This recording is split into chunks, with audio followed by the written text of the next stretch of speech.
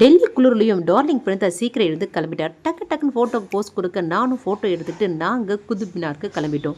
டேடியும் பிரணீதாவும் photo எடுத்துட்டோம். நானும் பிரணீதாவும் கொடுத்த ஃபோட்டோ போஸ்ட் பார்த்துட்டு அங்கே இருந்த ஃபாரினர் ஆண்டி எனக்கு அதே போஸ்ட் கொடுங்கன்னு சொல்ல நாங்களும் அவங்களுக்கு கொடுத்துட்டு உள்ளே வந்துட்டோம். இது உள்ளே என்ட்ரானது பார்த்தீங்கன்னா சீலிங் அவ்வளோ அழகாகவே பண்ணியிருந்தாங்க. பிரணீதாக்கு வந்தது ரொம்ப ஹாப்பியாகவே ஆகிட்டா. ஸ்மைலிங் ஃபேஸோட தான் இருந்தா. பிரின்சஸ் பிரணீதா கூட டேடியும் நானும் நிறைய ஃபோட்டோஸ் எடுத்துக்கிட்டோம். உள்ளே வந்தால் இதாங்க சென்டர் வியூ. இந்த சென்டரில் இருந்து பார்த்தீங்கன்னா ஃபுல் வியூ எடுத்திருக்கேன். நிறைய தூண்கள் தான் அதிகமாக இருந்துச்சு.